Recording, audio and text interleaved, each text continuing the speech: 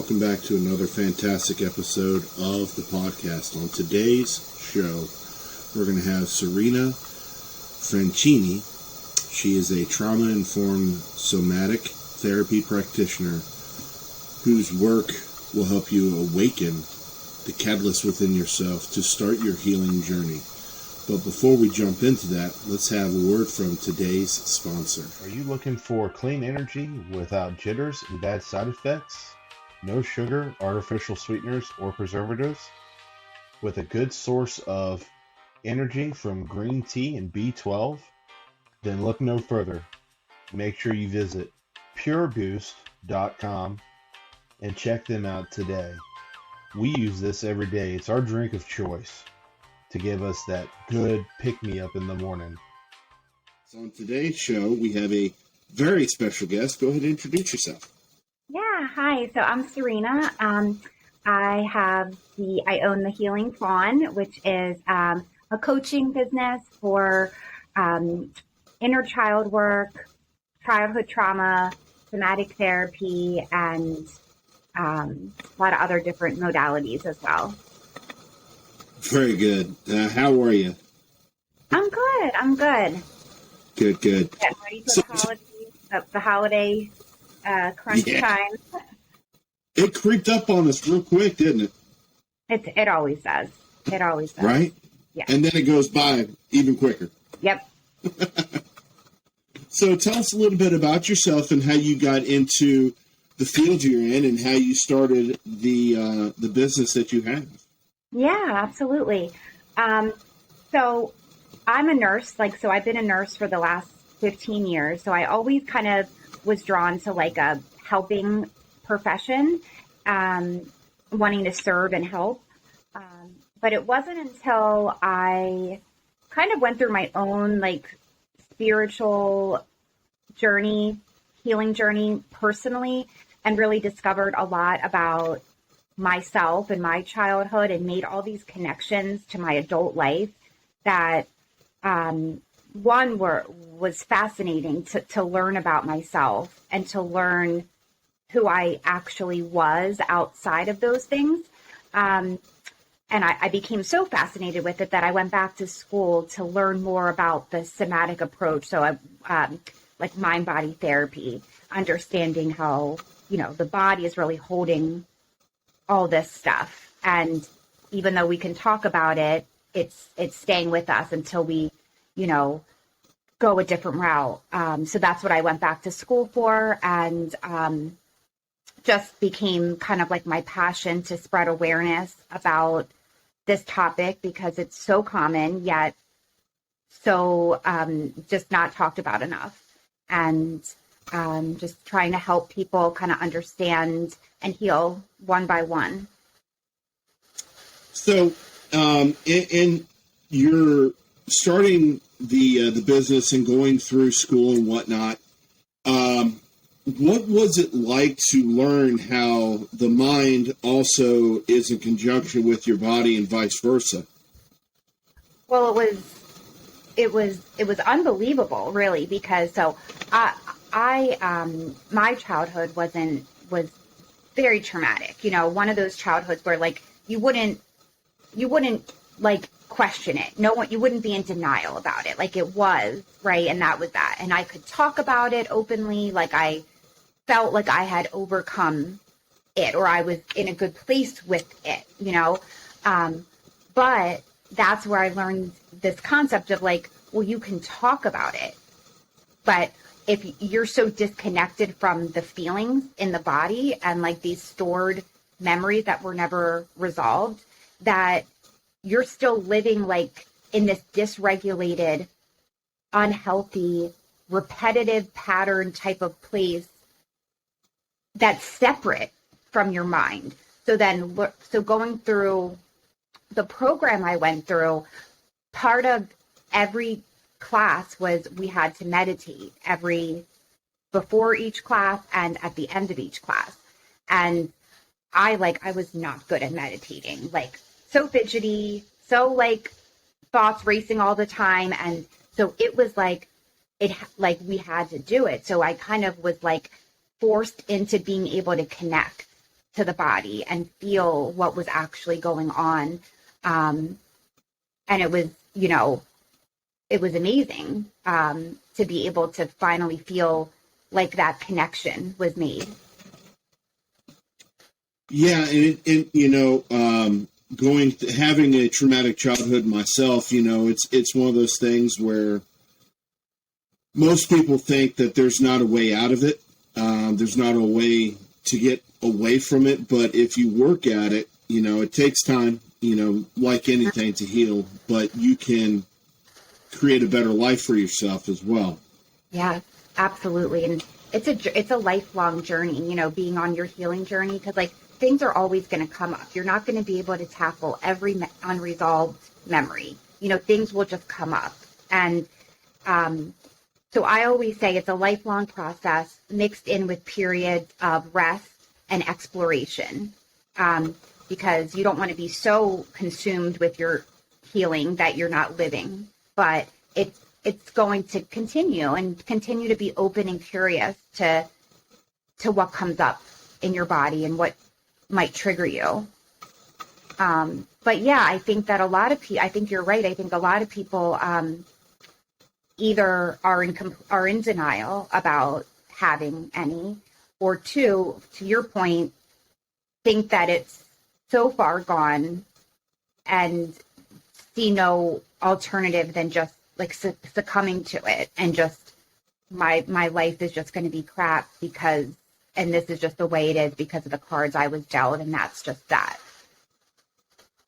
Yeah, I mean, and it's one of those things where, just for myself personally, it doesn't matter how hard you work at it, it's never going to go away, but it does get easier to deal with on a daily. Yeah. And one of the techniques that I use is like a reparenting technique. So after someone gets comfortable enough to kind of get into their body, feel what's going on, breath work, meditation, regulating the nervous system, we will explore taking pieces of an unpleasant memory and having them sit with that memory, noticing what comes up and in the body and kind of doing some somatic work with it. But then we'll do like a reparenting technique where we'll be in that memory, but right before it got traumatic, the adult you shows up, and in lieu of your caregiver or parent or whoever was in that situation with you, and allow you to, recreate what would the adult you, the loving parent now, do for your inner child then. And then they'll walk me through, well, I would have done this, or I would have said this, and I would have, handled it this way. And, and then it's like, envision, hugging the child or telling the child it will be okay. And so that can close a loop that was unresolved, for that one particular memory, and, that's one memory at a time. But that's a really great technique that seems to really help people when you take a sliver of a little uncomfortable memory. Yeah, and it sounds like that if you are able to do that with little things here and there, that eventually you can go through life with everything, thinking positively, and then of course that positivity is going to impact the way you live your life and things that'll happen to you in your life as well. Yeah, absolutely. And it's just like any habit, people going to the gym, people eating healthy. I think it's just as important, your emotional, spiritual health, in line with all of that. And it's a practice, and it takes time to make it a practice, and then I think once it becomes a habit, then you're, as you said, can kind of take it as it comes. Yeah, and I know, for a lot of people, it starts with the way they think, and like anything traumatic that has had a negative impact on anyone, it starts with, well, it has to be my fault in some way. regardless of whether it is or not. You just can't think that way. Right. Right. And it's really, accepting that you were powerless in that situation. Children are helpless and powerless, so there wasn't anything you could have done at the time. And what's really great that really kicked off my own personal journey, because there wasn't a lot of help out there for this kind of thing. Like mainstream. It was hard.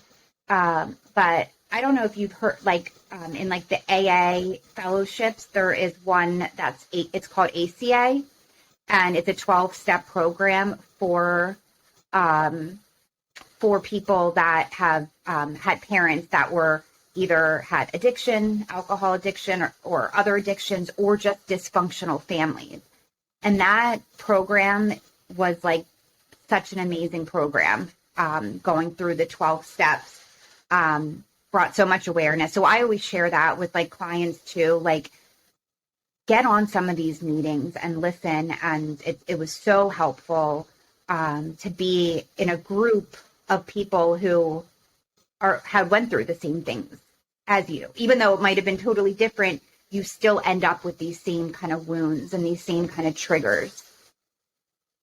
Yeah, because, in my experience, even though, to me, my situation was rough, there's always that one person next to you that's got it that much rougher, and then the other person on the other side of you that had it rough, but not as bad as anyone else. But it's all in how you perceive the situation. And I know for myself personally, it starts with forgiving yourself and then forgiving the person, and then you can slowly move on. Yeah. Absolutely. And it has to start with yourself. You're right.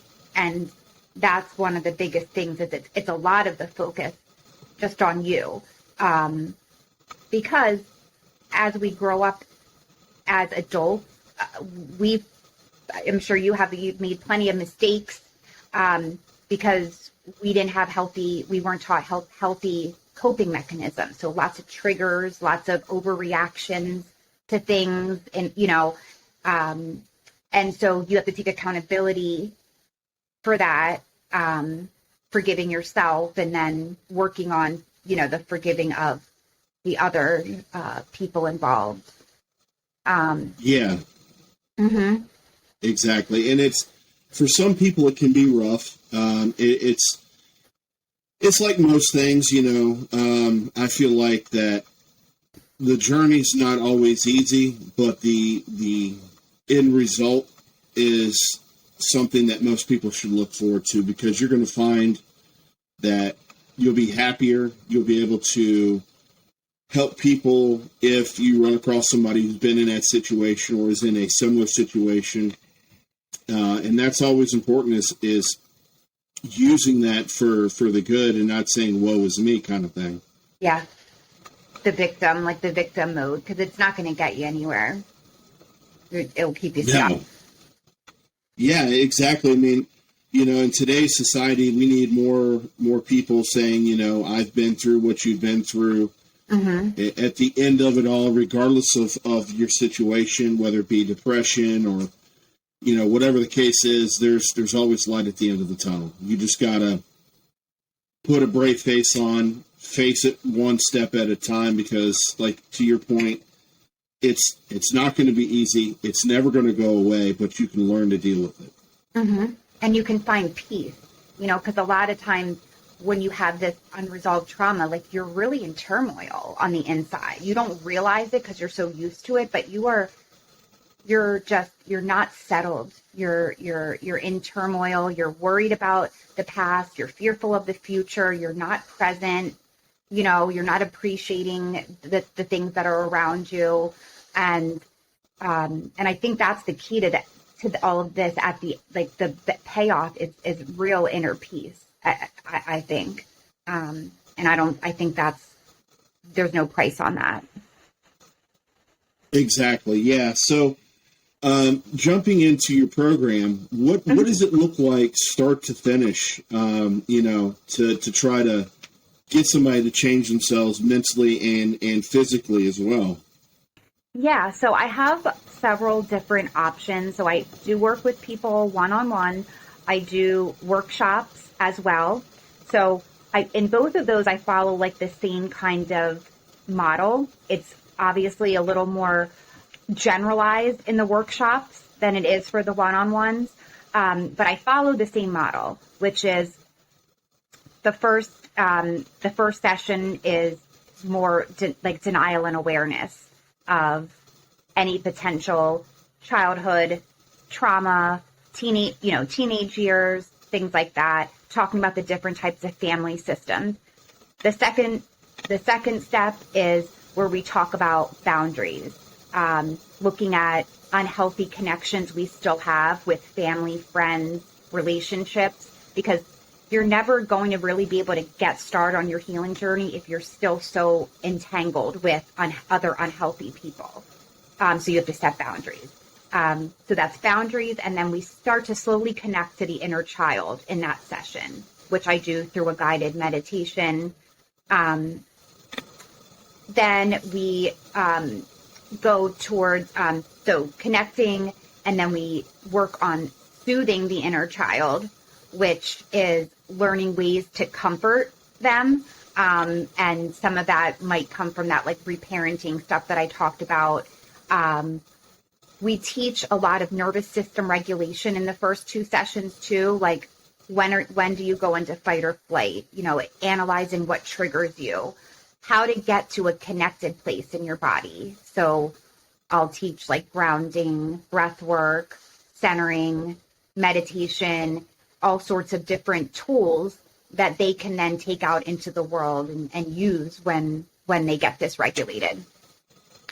So it's a process of building to connect to the inner child, soothing, considering them into your day-to-day life. So like, say you're, I don't know, in traffic. I love to use the traffic example because it's just a good one. That's brings so many people into fight or flight. It's ridiculous. But so you're in traffic and you feel like a trigger coming on because someone just cut in front of you or whatever, and you want to just freak out.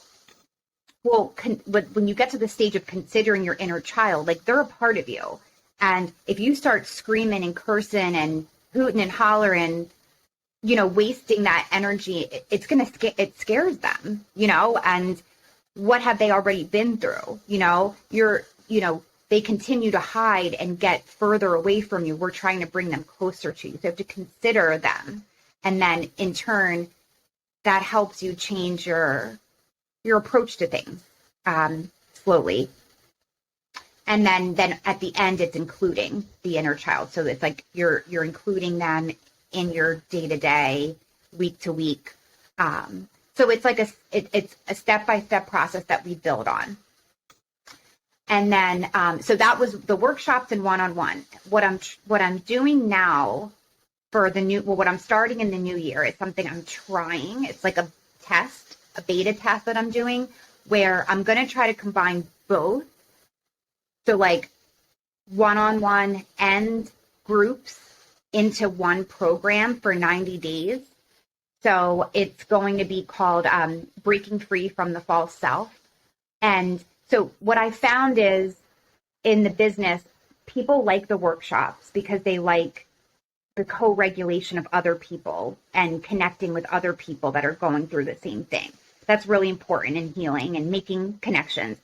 But then the one-on-one stuff, you're actually able to really personalize it and work through an individual issues where I can, do assessments on the client, guide, figuring out exactly what to target with our work. So I'm like, okay, let me try to think of how I can combine both. And so I am going to be trying that in the new year. I'll just be taking like 10 people, but doing like one-on-one session, 2 groups a month. So it'll be like 2 workshops and one-on-one per month, with then like a private group that I'll post videos and have people be able to share and comment. And I'm just going to see how that goes. And if people really like it and it seems like I'm getting a little bit of one-on-one time, but I'm also getting that group interaction as well, then I might, continue with that kind of that plan. Well, I love the work that you're doing because it's much needed, especially in today's society. People nowadays are not so much afraid to say what's on their mind, but they're afraid of what other people are going to think. And I know in the generation that I grew up in, it's one of those things where we were taught you don't need to express what's going on. Just, suppress it and move on. And I think it was like that up to a point. And, you find that people like yourself are trying to make the world a better place, one person at a time. And, that's really what we need. And it's much needed work because somebody's got something somewhere that they're trying to get over. Yeah, absolutely. Thank you so much for that. I really appreciate it. And you're so right. And the one thing I'll just add, if that's okay, is that the denial that I find the most common that I really try to spread awareness about is for people that didn't have such significant trauma. Like it's the people that on the outside, everything looked good. Not divorced, not in poverty, not addictions, those, because ultimately it all is connected to the lack of emotional needs were provided to the child. Just emotional needs were not met. So regardless if it was one or the other, the way it looked on the outside, the outcome is still the same. You lacked the emotional support and needs as a child, which children need to thrive and grow and be healthy adults. So that's like the population of people that I really try to spread awareness to, like perfectionistic types of homes or militaristic types of households, because they don't think they have it, because they think trauma is you got, addicts and poverty and full-blown abuse, and it goes much deeper than that. So that's my mission, is to really get it out there to all sorts of people. It affects everyone. 75% of individuals have unresolved childhood trauma. Exactly. Yeah. And I hope that there are more people like you in the future, just because, even though it's right now, it's not really a small area, but it's one of those things where you're trying to help that one person a little bit at a time, and then the word's going to get out, and I think eventually it's going to explode. It's just a matter of time before people are able to handle whatever traumas they have, whether it be like you said, mental, physical, whether it's like you said, military or anything like that, because we all have problems. Yeah. The perfect person always has problems. You just don't see it. Right. Exactly. So where can our followers find you to check out the program and possibly sign up if they're interested? Yeah. So my website is thehealingfawn.com, and that's where you can find to sign up for any of my workshop sessions, or the new program is up there now. There's not a date because I haven't set a date yet, but you can sign up. So www.thehealingfawn.com. And then on Instagram and TikTok, it's The Healing Fawn. Instagram's The Healing Fawn _, and TikTok, it's at The Healing Fawn. TikTok's like my main platform. I just love being able to like talk on my videos. Like and being able to like speak. But yeah, that's where they can find me. You can sign up right through the website. It will take you right to my scheduling page, and you can read more about what I do. Excellent. Well, I appreciate you coming on the show to tell us about your programs. Yeah. And to tell us, a little bit about yourself. And, again, I can't say it enough. I love what you do. It's something that's much needed. Yeah. Thank you so much for having me. It was a pleasure.